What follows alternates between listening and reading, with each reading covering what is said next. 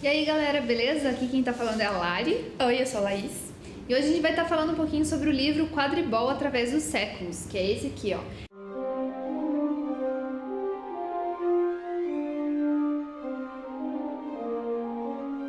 Ele é de autoria de Kenilworth Whisper, que na verdade é J.K. Rowling, é autora do Harry Potter e que inventou esse esporte pro mundo bruxo, pro mundo fictício do Harry Potter, que escreveu esse livro numa intenção de ajudar o Comic Relief, que é uma instituição de intervenção social. Então, todo o dinheiro que for arrecadado com a venda desse livro anterior e posteriormente vai ser destinado a essa instituição que vai distribuir esse dinheiro para o mundo inteiro.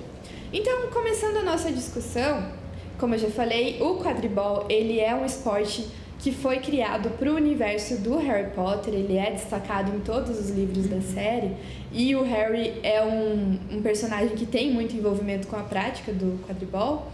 Então, esse livro ele vai ser uma história, uma historiografia, contando o quadribol através dos séculos, como o próprio título sugere. O quadribol é bem fácil de entender. Cada time tem 7 jogadores, 3 artilheiros, 2 batedores, um goleiro e um apanhador. Há 3 tipos de bola. Esta é chamada de goles.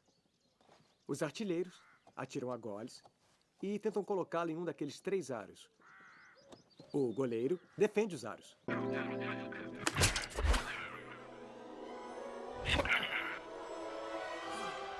Cuidado, ela está voltando.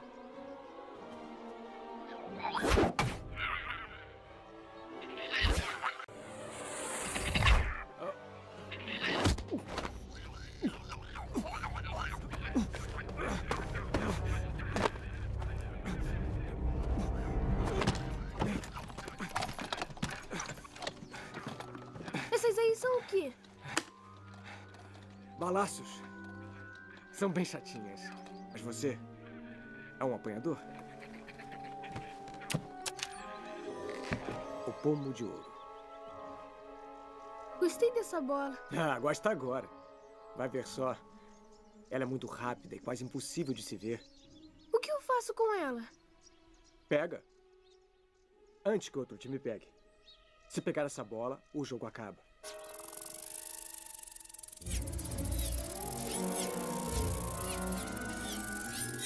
Uau!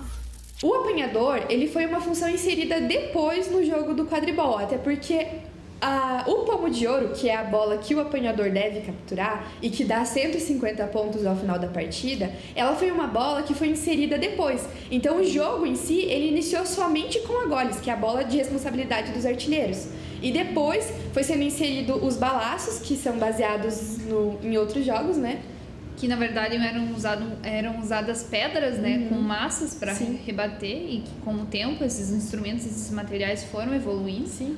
E o pomo ele foi adicionado com uma história até cômica, né? Cômica barra trágica, né? Porque era, na verdade, um passarinho, o pomo de ouro. Então, é o pomorim dourado, que é o nome desse passarinho. E o quadribol, ele é meio que uma evolução de alguns jogos bruxos que já existiam, principalmente na Europa.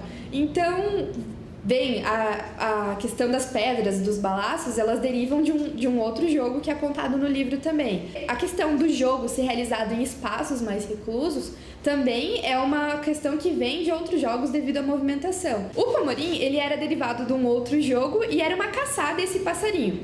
Então, a pessoa que pegasse, na verdade, ganhava um prêmio, ganhava alguma coisa, exibia que conseguia pegar, porque o pomorim, ele era um pássaro muito, muito, muito rápido, tipo 10 vezes mais rápido que um beija-flor.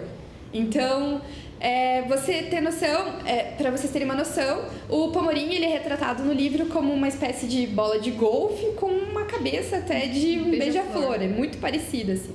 Nesse caso, esse pássaro era muito rápido, então as pessoas, quando conseguiam capturar ele, ostentavam ele como: olha, eu sou um voador muito rápido, muito habilidoso, eu tenho domínio sobre a vassoura. Porque os jogos com vassoura, eles começaram a poder ser executados a partir do momento que as vassouras, elas começaram a poder fazer curvas, porque era um objeto comum e que você podia ter na sua casa e ninguém ia suspeitar que seria uma vassoura voadora.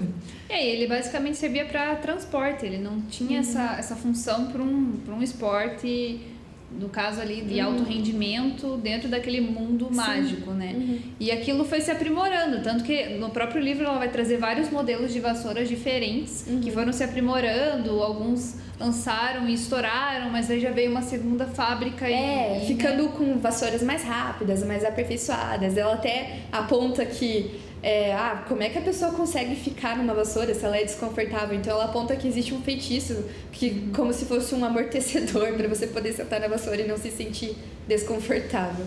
Mas voltando ao Pomorim, então a partir desse momento que eles veem essa prática do Pomorim, uma pessoa leva aonde está tendo o jogo do brejo, que é o jogo que vai evoluir para o quadribol posteriormente. Então essa pessoa leva e oferece a caçada ao Pomorim como uma recompensa e tudo mais. E até tem uma polêmica por trás disso, né? Porque na verdade ele coloca o bichinho ali, ele não tá delimitado para ficar dentro do campo do quadribol, então ele pode voar para qualquer canto. E eles não definiram que era o apanhador, não existia o apanhador ainda. Então eles não definiram quem seriam as pessoas de cada time que tinham que pegar esse passarinho. E como ele valeria 150 galeões... O que equivalia muito dinheiro na época. Muito dinheiro na época. Então ficou uma coisa meio confusa, porque daí eles não definiram quem do time que deveria pegar. Então todos os 14 que estavam jogando foram atrás do bichinho e não tinha mais jogo. Todo mundo foi caçar. Na verdade, eles até saíram do campo de jogo para caçar o bicho. Só que daí uma bruxa acaba escondendo o pobrezinho antes que ele seja morto e solta ele num lugar distante e ainda leva uma multa de 10 galeões, que também era muito dinheiro pra ela, que acabou perdendo a casa e foi morar com o irmão. Então você vê que, não deu muito certo, mas depois eles gostaram da ideia e por ser 150 galeões, a recompensa para pegar esse bichinho, quando eles inseriram um apanhador, quem pegasse esse bichinho marcaria 150 pontos no placar geral. Lembrando que se você marca um gol com a goles, são 10 pontos. Isso. Então, seria equivalente a 15 gols, que não era uma coisa muito fácil de ser realizada. E lembrando que nos filmes do Harry Potter, sempre é retratado que se você pegar o pomo de ouro, você sai vencedor. Mas não necessariamente. Tem muitas partidas em que os pontos com a goles vão sendo somados a tal ponto que mesmo com a captura do pomo de ouro, que vale 150 pontos, não vai te ajudar a vencer. A partida acaba quando o pomo de ouro é pego. Mas isso não significa que quem pegou o pomo de ouro vai ser o vencedor. Vai depender do placar final. Então, só para uma ressalva à natureza e tudo mais, o pomo de ouro ele foi aperfeiçoado, então o passarinho deixou de ser perseguido. Tem toda uma questão de proteção aos animais e ao Ministério da Magia, tem um departamento sobre isso. O pomo de ouro ele foi sendo aperfeiçoado de modo que um bruxo, que ele era especialista em encantar metais, ele desenvolveu o pomo de ouro atual, que é dourado e tem as asas de prata. E daí ele fez um encantamento também para que esse pomo de ouro ficasse dentro do campo e que esse pomo de ouro tivesse as mesmas características que o passarinho pomorim dourado.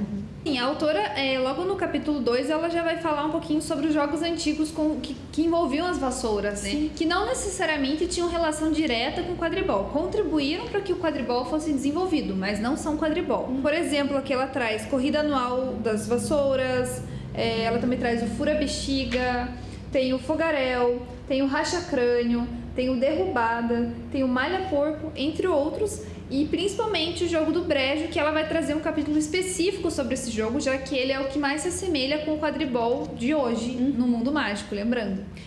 E ela até, pra reforçar tudo isso, como ela faz uma história do livro, ela usa de diferentes fontes. Então ela cita jornais, ela cita poemas, ela cita diários, cartas, decretos do próprio Ministério da Magia.